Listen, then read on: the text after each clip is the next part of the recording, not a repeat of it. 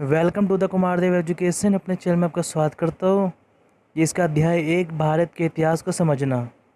बीती हुई घटनाओं के अध्ययन को इतिहास कहते हैं। इसे हम उन प्रक्रियाओं को समझने में मदद मिलती है जिन्होंने मानव को अपने वातावरण पर विजय प्राप्त करने की तथा आज की सभ्यता का विकास करने की क्षमता दी। कुछ लोग समझते हैं कि इतिहास न केवल युद्धों और राजाओं के ब्यौरे ही होते हैं। ऐसा नहीं है। इसमें उपलब्ध स्रोतों के आधार पर एक लंबी अवधि के समाज, अर्थव्यवस्था और संस्कृति प्रवृत्तियों का विश्लेषण किया जाता है। इतिहासकार इस समय के दौरान आई विभिन्न स्थितियों का मूल्यांकन करता है और प्रश्न उठता है कि कुछ घटनाएं क्यों घटी, और यह भी देखता है कि समस्त समाज पर उनका प्रभाव क्या रहा। जब भी कोई नया प्रमाण सामने आता है या पहले से मौजूद प्रमाणों की विद्वानों द्वारा नई व्याख्या की जाती है तो इसे अतीत के बारे में हमारी जानकारी और समृद्ध होती है। इतिहासकार तर्क और कल्पना के बीच अंतर करता है, लेकिन किसी समाज में मौखिक परंपरा पर आधारित मृतकों में बीती घटनाओं को स्मृतियाँ भी छपी हो सकती है। इतिहासकार का काम है विभिन्न ऐतिहासिक प्रमाणों की सत्यता की जांच के द्वारा तथ्य की पहचान करना।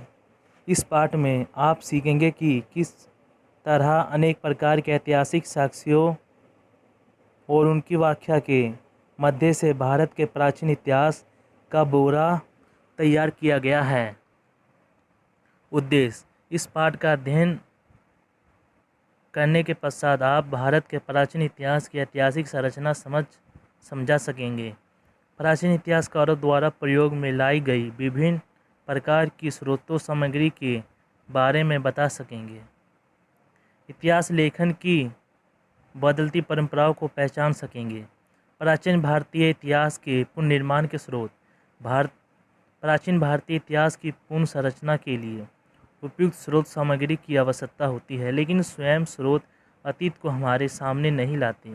उन्हें व्याख्या की जरूरत होती है और इतिहासकार उन स्रोतों को वाणी देते हैं। वास्तव में इतिहास की अपेक्षा की जाती है कि समर्थक रूप से समझाने के लिए वह स्रोत को ढूंढे, पाठों को पढ़े, सुरागों का पीछा करे, उपयुक्त प्रश्न उठाए और प्रमाणों की सत्यता की जांच करे। उदाहरण के लिए सन 1826 में चार्ल्स मेसन ने पश्चिमी पंजाब के हड़प्पा गांव में, जो अब पाकिस्तान में है, किसी पुरानी बस्ती की ऊंची ऊंची दीवारें और मीनारें देखी और इसके 5 दशक बाद उस एलेक्जेंडर कादिम ने उसी स्थान से कुछ सील मोहर एकत्रित की। लेकिन इसके भी 50 वर्ष बाद जाकर पुरातत्व जॉन मार्शल ने वहां सिंध क्षेत्र की प्राचीनतम सभ्यता की पहचान की। इतिहासकार तरह तरह के साक्ष्यों की पुष्टि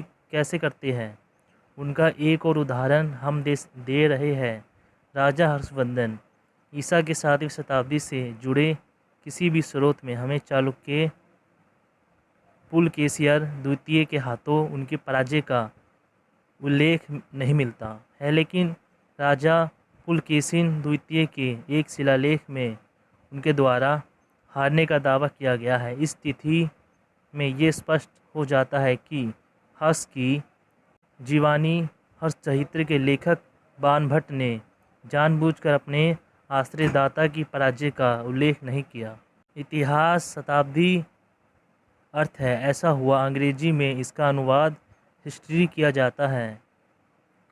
एक समय था जब लिखित अभिलेखों को ही इतिहास का पौराणिक स्रोत माना जाता था। लिखित सामग्री की सत्यता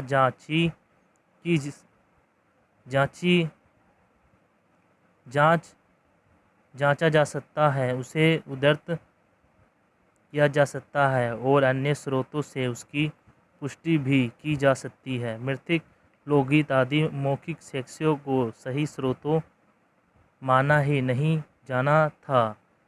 प्रारंभिक इतिहासकार मिथकों, कथाओं और मौखिक परंपराओं का सारा नाम मात्र हो ही लेते थे, क्योंकि ना तो उनके सही होने का कोई प्रमाण होता था और ना ही उनकी सच्चाई की जांच हो सकती थी।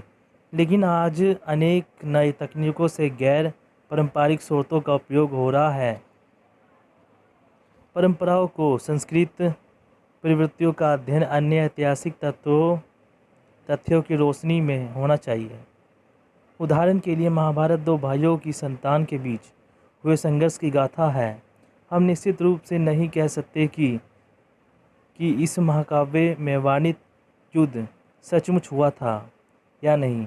कुछ इतिहासकारों का मानना है कि यह युद्ध वास्तव में हुआ था, जबकि कुछ अन्य इतिहासकार दूसरे स्रोतों से पुष्टि हुए बिना इस बात को मानने को तैयार नहीं है। मूल कथा शायद स्रोतों द्वारा रची गई हो, जो आमतौर पर क्षेत्रीय योद्धाओं के साथ युद्ध क्षेत्र में जाते थे और उनकी विजयों तथा अन्य उपलब्धियों की प्रशंसा में काव्य रचकर सुनाते थे। ये रचनाएं मौखिक रूप से ही प्रसारित होती थी और मानव स्मृति का एक हिस्सा बनकर सुरक्षित बची रही। साहित्यिक स्रोत। धार्मिक साहित्य। भारत की अधिकतम प्राचीन रचनाएं धर्म से संबंधित रही हैं। इन्हें वेद कहा जाता है। इनका रचनाकाल 1500 ईसा पूर्व से 500 ईसा पूर्व लगभग माना जाता है। वेदों की संख्या 4 है। ऋग्वेद का मुख्य रूप से प्रार्थनाएं ही है। अन्य 3 वेदों साम, यजुर और अवध में प्रार्थनाएं, अनुष्ठान, मंत्र और पुराण कथाएं हैं। उपनिषदों में आत्मा और परमात्मा संबंधी दार्शनिक विवेचन और इन्हें वेदांत भी कहा जाता है। रामायण और महाभारत, इन 2 महाकाव्यों को सकलत अनुमतता ईस्वी सन 400 तक जाकर पूरा हुआ होगा। इसमें से महाभारत के रचनाकार व्यास मुनि माने जाते हैं, जिसमें मूलतः 8800 श्लोक थे और इनका नाम जय गीत अर्थात विजय गान था। आगे चलकर इसका विस्तार 2400 श्लोकों में हो गया और इसे भारत कहा जाने लगा, क्योंकि इसमें प्राचीनतम वैदिक वंशों में से एक भरतवंश के उत्तराधिकारियों की गाथा है। इसमें इसके एक और विस्तृत संस्करण महाभारत में 1,00,000 श्लोक है। इसी प्रकार मूलतः वाल्मीकि द्वारा रचित रामायण में 600 श्लोक थे, मगर आगे चलकर इसका विस्तार 1200 और फिर 2400 श्लोकों में हो गया। उत्तर वैदिक वेदों के बाद वाले काल 600 ईसा पूर्व के बाद में हमें अनुष्ठान संबंधी ढेर सारा धार्मिक साहित्य मिलता है, जिसे सूत्र कहते हैं। राजाओं द्वारा बड़े बड़े बलि यज्ञ आदि के विधान शोध सूत्र में मिलते हैं, जबकि जन्म, नामकरण, यज्ञ, प्रवृत्ति, विवाह, अंत्येष्टि आदि संस्कारों से जुड़े घरेलू अनुष्ठानों का विधान गहा सूत्र में मिलता है। इस साहित्य का संकलन लगभग 600 से 300 ईसा पूर्व के बीच हुआ। जैनों और बौद्धों के धार्मिक ग्रंथ इन धर्मों से जुड़े ऐतिहासिक व्यक्तित्वों और घटनाओं का विवरण देते हैं। आरंभिक बौद्ध रचनाएं पाली में लिखी गई थी। इन्हें त्रिपिटक, 3 पिटारे कहा जाता है। सुत्त पिटक, विनय पिटक और अभिधम्म पिटक। धर्म से इधर बौद्ध साहित्य में सबसे महत्वपूर्ण स्थान जातकों का है। इनमें गौतम बुद्ध ने पूर्व जन्मों की कहानियां हैं। माना जाता है कि गौतम के रूप में जन्म लेने के पहले बुद्ध के 550 जन्म और हुए थे। हर जन्म की एक कहानी एक जातक कहलाती है। ये कहानियाँ ईसा पूर्व 5वीं से दूसरी शताब्दी के बीच के काल की सामाजिक और आर्थिक स्थितियों पर बहुत महत्वपूर्ण प्रकाश डालती है।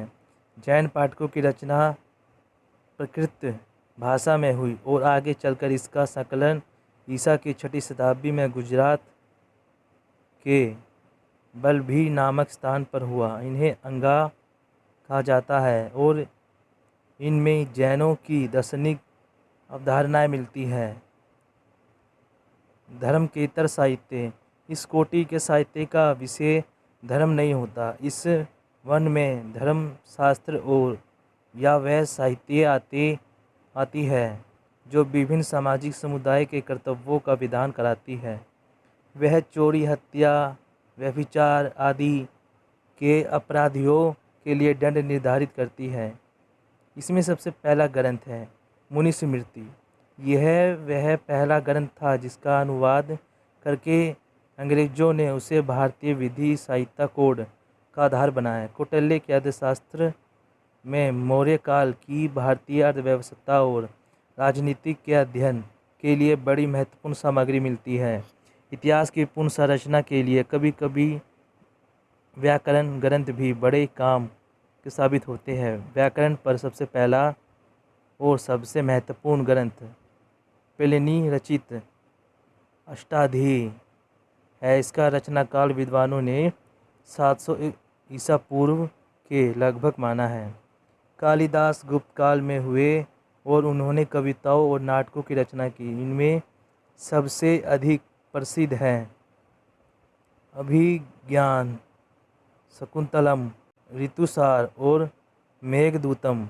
महान रचनाएं होने के साथ ही ये हमें गुप्त काल के सामाजिक और सांस्कृतिक जीवन की झलकियाँ भी दिखलाती है।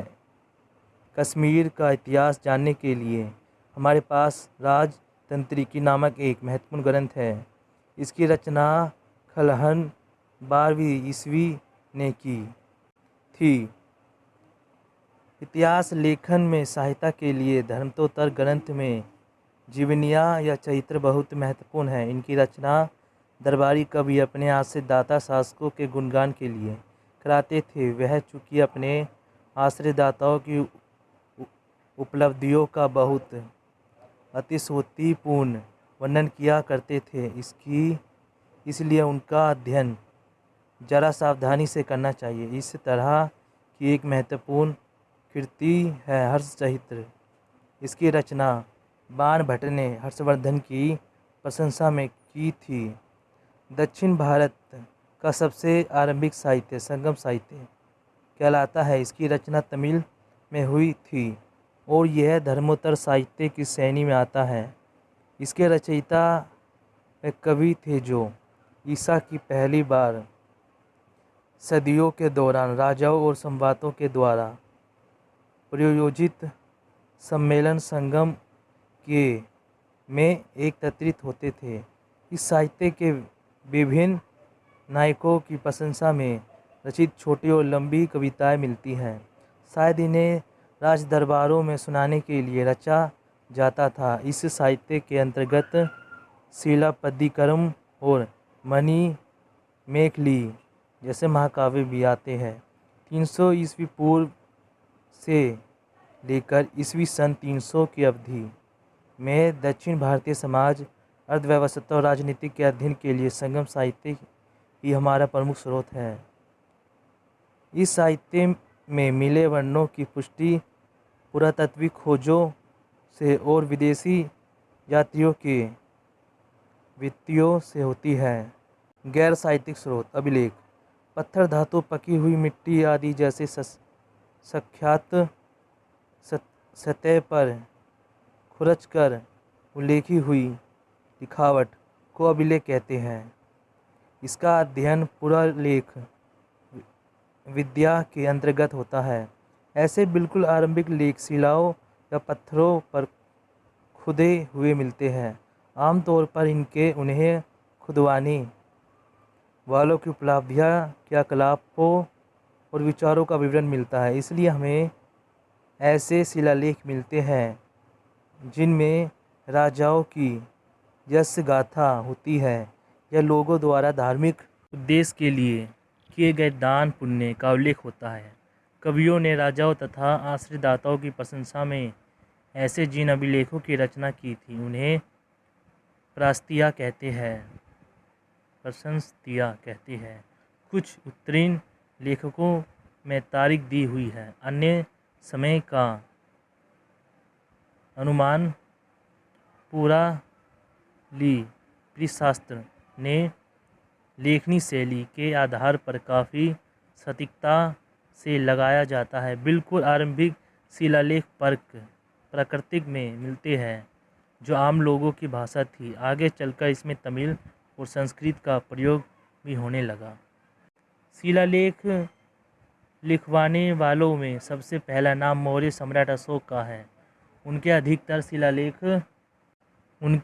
शिलालेख ब्राह्मी लिपि में लिखी प्राकृतिक भाषा में। हालांकि उत्तर पश्चिमी में मिले कुछ शिलालेखों में लिपि रोस्टी है। अफगानिस्तान में मिले शिलालेख आरामाइक और ग्रीक लिपि में हैं, ताकि स्थानीय लोग उनमें लिखी हुई बातें समझ सकें। ब्राह्मी लिपि को पढ़ने में सबसे पहले जेम्स प्रिंसेप को 1887 में सफलता मिली। प्रिंसेप ब्रिटिश शासन में सिविल सर्वेंट थे। ब्राह्मी हिंदी देवनागरी की ही भांति दाएं से बाएं लिखी जाती थी, जबकि खरोष्टी दाएं से बाएं लिखी जाती थी।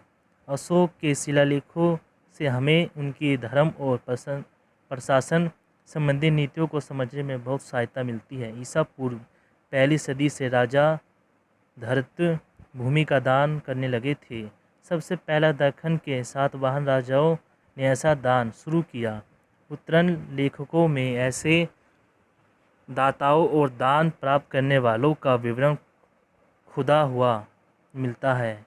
ऐसे लेखों से हमें उस युग की धार्मिक तथा आर्थिक गतिविधियों के बारे में जानकारी मिलती है।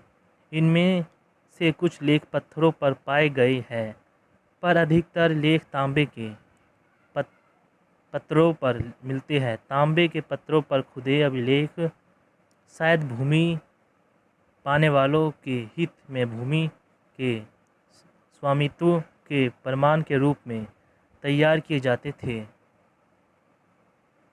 मगर इस प्रकार के लेखों को प्रमाण के तौर पर पूरी तरह स्वीकारने में कुछ बाधाएं हैं। उदाहरण के लिए कई अक्षर काफ़ी हल्के खुरदे हैं, इसलिए उन्हें पूरी तरह पढ़ना समझना संभव नहीं होता।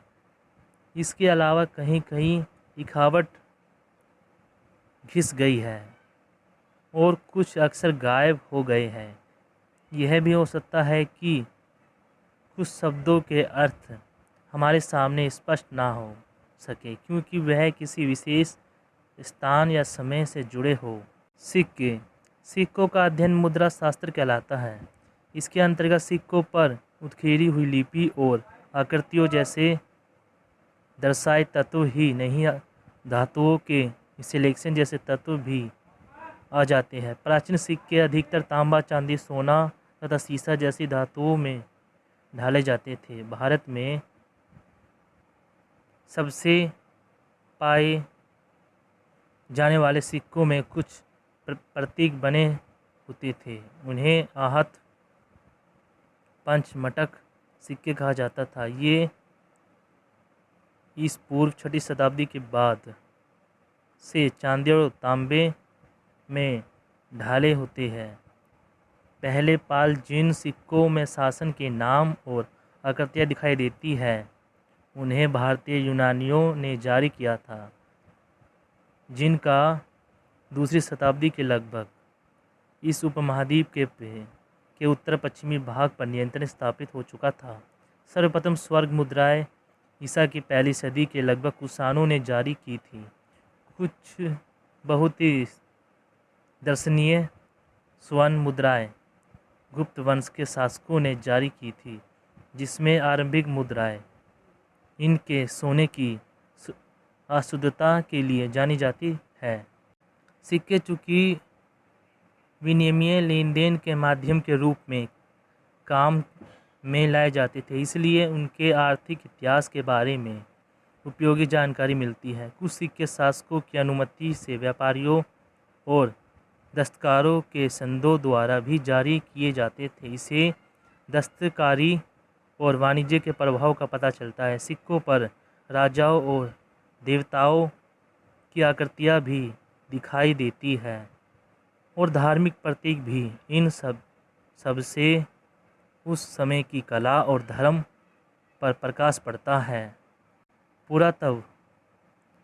अतीत के भूगोलिक अवशेषों का अध्ययन पुरातत्व की सहायता से होता है, जो हमारे पुराने टीलों की तहों की एक के बाद एक व्यवस्थित रूप से खुदाई करना और इसके द्वारा मिले अवशेषों के आधार पर बीते युग के मनुष्यों के भौतिक जीवन के बारे में अनुमान लगाना सिखाता है।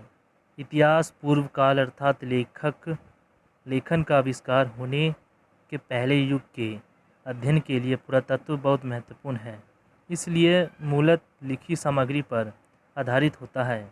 हालांकि भारत में 2500 ईसा पूर्व में भी सिंधु घाटी संस्कृति के काल में लेखन का प्रचलन हो चुका था, पर उस लिपि को अब तक पढ़ा नहीं जा सका है। इस प्रकार हालांकि हड़प्पावासी लिखना जानते थे, पर इतिहासकार उस लेखन को पढ़ नहीं पाए हैं। उनकी संस्कृति को प्रभावित ऐतिहासिक दौर में रखा गया। जिस सबसे पहली लिपि को पढ़ा जा चुका है वह है ब्राह्मी, जो 3री सदी की लिपि है और अशोक के शिलालेखों में उपयुक्त हुई है। खुदाई के दौरान भारत में 7 लाख वर्ष पहले रहने वाले मानवों के द्वारा उपयुक्त औजार तक मिले हैं। हड़प्पा के स्थानों की खुदाई से यहाँ की बस्तियों की योजना तथा लोगों के निवास स्थान के रूप में पता चलता है। साथ ही यह भी पता चलता है कि वह मिट्टी के किस प्रकार के बर्तनों, कैसे औजार, उपकरणों और किस प्रकार के खाद्यान्नों का इस्तेमाल करते थे। दक्षिण भारत में कुछ व्यक्तियों को उनके मिट्टी के बर्तनों, औजारों, हथियारों और अन्य निजी वस्तुओं के साथ बड़े बड़े भारी पत्थरों के नीचे दफनाए जाते थे। इन कब्रों को महापाषाण मेगालिथ कहा जाता है। इनके खुदाई से हमें 3री सदी के पहले दक्षिण भारत में रहने वाले लोगों के जीवन के बारे में पता चलता है। खुदाई में मिले अवशेषों की प्राचीनता या उम्र का निर्धारण कई पद्धतियों से होता है। इनमें सबसे महत्वपूर्ण रेडियो कवन या कवन 14 काल निर्धारित प्रवृत्ति। 14 एक विकर्णशील कार्बन है जो सभी प्रकार के जीवधारियों में होता है। जीवधारियों की मृत्यु के बाद सभी विकर्णशील पदार्थ की तरह ये भी एक निश्चित समान गति से नष्ट होता है। किसी भी प्राचीन पदार्थ, लकड़ी या हड्डी की उम्र का अंदाज़ा इस बात से लगाया जा सकता है कि इसके 14 तत्वों का किस सीमा तक हश्र हुआ है। मौसम और वनस्पतियों के इतिहास का पता पौधे के अवशिष्ट अंशों, मुख्यतः पराग के विश्लेषण से लगता है। इस आधार पर यह अनुमान लगाया गया है कि कश्मीर और राजस्थान में 700-600 ईस्वी पूर्व के लगभग में खेती होती थी। धातु की बनी वस्तुओं की प्राकृतिक तथा उनके अवयवों का भी वैज्ञानिक विश्लेषण हो सकता है और इससे उन खाद्यान्नों का भी पता चल सकता है जिसे यह धातुएं निकली गई थी। इस प्रकार धातु प्रौद्योगिकी टेक्नोलॉजी के विकास के कारणों को भी पहचाना जा सकता है। भूवैज्ञानिक अध्ययन से प्रागैतिहासिक मानव के निवास स्थल की मिट्टी, चट्टानों आदि के इतिहास का अनुमान हो जाता है। जब तक एक ओर मनुष्य और दूसरी ओर मिट्टी, पौधे और पशुओं के नियंत्रण पारस्परिक संपर्क को ना समझा जाए, तब तक मानव इतिहास को भी नहीं समझा जा सकता। पुरातात्विक अवशेषों के साथ ही भूवैज्ञानिक और प्राणीशास्त्रीय अध्ययनों का योग मानव इतिहास की पूर्ण रचना और विकास के लिए महत्वपूर्ण सामग्री प्रस्तुत करता है। विदेशी यात्रियों के वृत्तांत।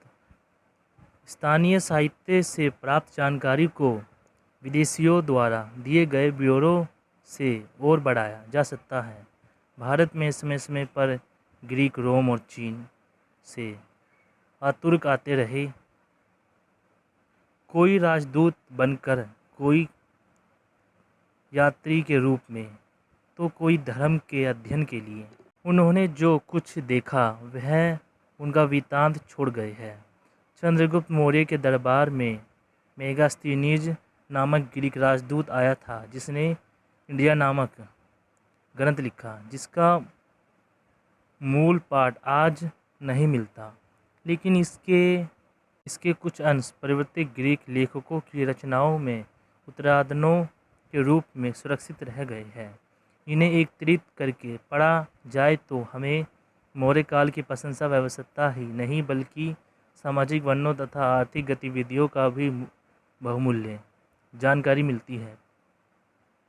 पहली और दूसरी शताब्दी ईस्वी के ग्रीक और रोमन के वृत्तांतों के कहीं भारतीय बंदरगाहों का और उन वस्तुओं का उल्लेख हुआ है जिनका व्यापार भारत तथा रोम साम्राज्य के बीच होता था। इस संदर्भ में ग्रीक में लिखे गए एरीथेनसी और टोलेमी के ज्योग्राफी बहुमूल्य सामग्री उपलब्ध कराते हैं।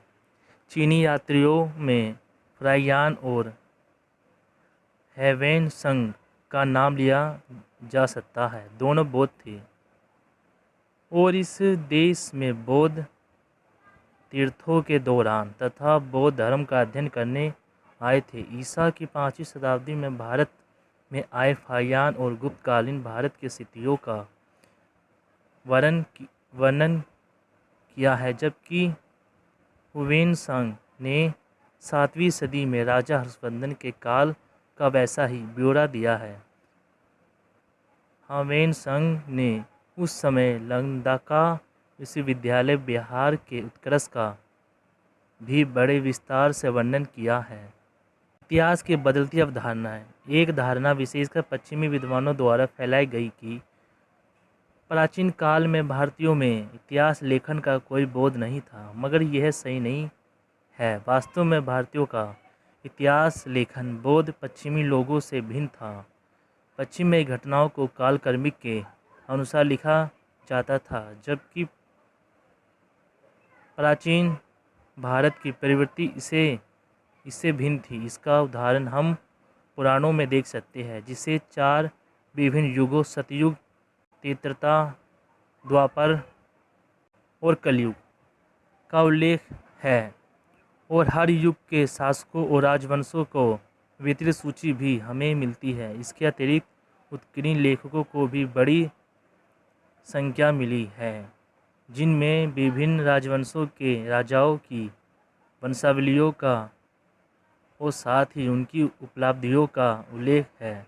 इससे पता चलता है कि भारतीयों को घटनाओं के समय, काल और स्थान की बुनियादी बोध था। प्राचीन भारत के इतिहास में आधुनिक खोज 1765 के आरंभ में हुई, जब बंगाल और बिहार ईस्ट इंडिया कंपनी के नियंत्रण में आ गए। हिंदू विधि व्यवस्था लागू करने के लिए भारतीय विधि के प्राचीन ग्रंथ मनुस्मृतिका 1776 में अंग्रेजी में अनुवाद किया गया।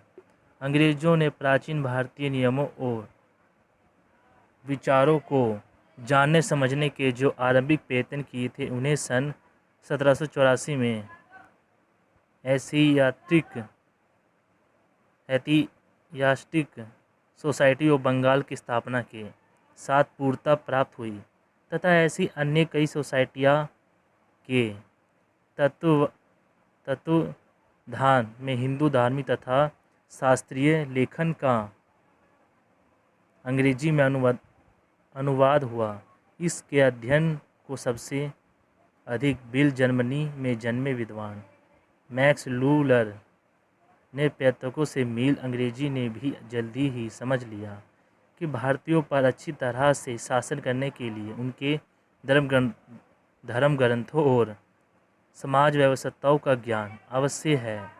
ईसाई मिशनरियों ने भी भारतीयों का धर्म धारण करने और ब्रिटिश शासन को दृढ़ करने के लिए भारतीय कानूनों और रीति रिवाजों की अधिक जानकारी हासिल करने की जरूरत को महसूस किया था। भारतीय लेखन का अनुवाद करते हुए पश्चिमी विद्वानों ने जातिया की भारतीय परिवर्तन के प्रति निःशुल्क होते हैं और अत्याचारी शासन के व्यस्त हो चुके हैं। सन 1904 में विसेट एच स्टीम ने अर्ली हिस्ट्री ऑफ इंडिया लिखी। ये प्राचीन भारत का पहला व्यवस्थित इतिहास था। लेखन में इसमें इतिहास को ब्रिटिश दृष्टिकोण से देखा और भारत में ब्रिटिश शासन को अवश्य ठहराने की चेष्टा की है। अंग्रेज़ों को तानाशाही शासन को बनाए रखने के लिए इसे अच्छी प्रचार सामग्री का काम किया। समय विद्वान विशेषकर जो पश्चिमी शिक्षा प्राप्त कर चुके थे, इस बात से बड़े परेशान थे कि अंग्रेज लोग भारतीय इतिहास को अपने नज़रिए से अपने हित के अनुसार तोड़ मरोड़ कर पेश कर रहे थे। राष्ट्रीय भावना से प्रेरित होकर उनमें से कुछ ने इतिहास को फिर से लिखने का दायित्व उठाया ताकि भारतीय संस्कृति को वास्तविक गौर को दुनिया के सामने लाया जा सके। इस प्रकार के दो महत्वपूर्ण राष्ट्रीय इतिहासकार थे R.G. भंडारकर 1887-1925 और B.K. राजवाड़े 1879-1926, जिन्होंने अनेक स्रोतों से सामग्री एकत्रित करने सामाजिक और राजनीतिक इतिहास का पुनः रचना की। ऐसे करते हुए उन्होंने बाल विवाह और जाति प्रथा जैसी कुछ सामाजिक बुराइयों का प्रहार भी किए और विधवाओं के पुनः विवाह की हिमायत भी की। P.V. कोने 1880-1972 का योगदान बहुत महत्वपूर्ण है। इन्होंने हिस्ट्री ऑफ धर्मशास्त्र शीर्षक एक विराट ग्रंथ की रचना की जिसमें प्राचीन भारतीय समाज के प्रमुख तत्वों पर प्रकाश डाला गया था। इन भारतीय विद्वानों ने राजनीतिक संबंधी प्राचीन भारतीय ग्रंथों का गहराई से अध्ययन किया ताकि प्राचीन भारतीयों की प्रशासन संबंधी बुद्धि को प्रमाणित किया जा सके। D.R. भंडारकर 1875-1950 पुरालेख विद्या के विद्वान थे। वह प्राचीन भारतीय सामाजिक संस्थाओं पर लिखे हुए ग्रंथ प्रकाशित किए करते थे। H.C.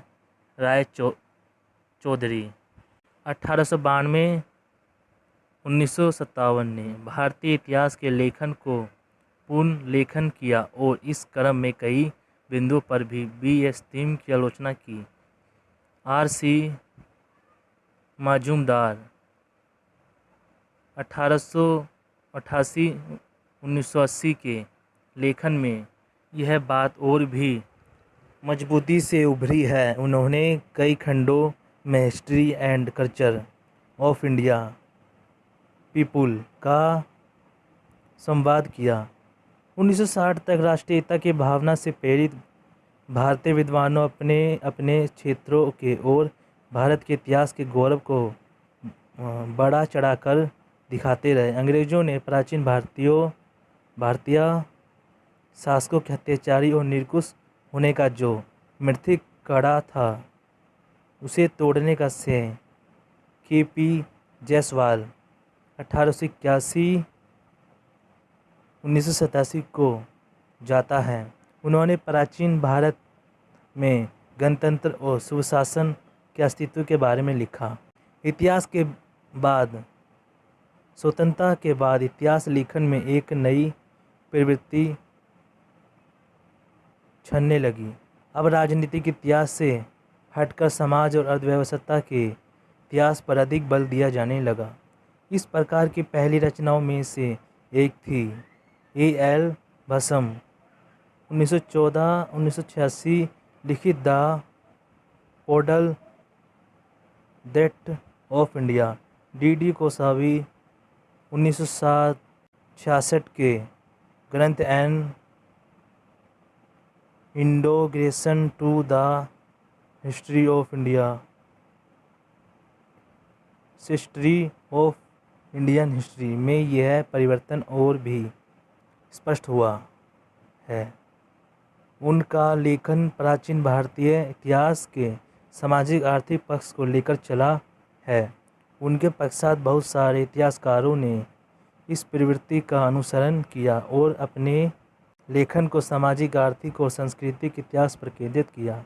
इनका प्रमुख बल उत्पादन और संसाधनों और विभिन्न समूहों के व्यक्तियों के बीच के सामाजिक तथा आर्थिक संबंधों पर रहा।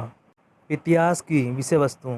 अतीत के संपूर्ण ज्ञान के लिए विद्यार्थियों को समाज के विभिन्न पक्षों के प्रति जागरूक करना आवश्यक है। इन पक्षों को विषय वस्तु कहा जाता है। सामाजिक, आर्थिक, धार्मिक, राजनीतिक, सांस्कृतिक आदि विभिन्न क्षेत्रों में जो कुछ भी घटनाएं हुई उनके बारे में हमें जानकारी मिलती है। इन तमाम क्षेत्रों में हुई घटनाएं परस्पर इतनी अधिक संबंधित होती है कि इनके बीच की सीमाएं अक्सर टूट जाती है। उदाहरण के लिए, जब आरंभिक वैदिक युग का गोपालक समाज उत्तर वैदिक काल में बस्तियों में बसे कृषिक समाज में बदला, तो परिणाम स्वरूप राजनीतिक प्रवृत्ति में भी परिवर्तन आया। गोपालक समाज में राजा गोपति कहलाता है। कृषि आधारित अर्थव्यवस्था के विकास के साथ वह भूमिपति कहलाने लगा। साथ ही अब युद्ध दूसरों के गाय छीनने के लिए नहीं बल्कि अधिक भूमि हासिल करने के लिए होने लगे। राजा क्रमशः अधिक शक्तिशाली होने लगे और राजा का पद वंश परंपरा से मिलने लगा। तो हम देखते हैं कि विभिन्न क्षेत्रों के परिवर्तन एक दूसरे से जुड़े जाते हैं। पर्याय उनका प्रभाव बड़ी बड़ी घटनाओं पर पड़ता है। इस पाठ्य सामग्री को आपको कला, स्थापत्य, जाति व्यवस्था, विज्ञान और अर्थव्यवस्था, प्रौद्योगिकी आदि के क्षेत्रों में हुआ विकास की ही नहीं, विभिन्न धार्मिक प्रथाओं और आचार अनुष्ठानों की भी जानकारी मिलेगी। दोस्तों, चैप्टर खत्म हुआ। वीडियो अच्छी लगे तो वीडियो को लाइक करें, चैनल सब्सक्राइब करें। थैंक यू दोस्तों।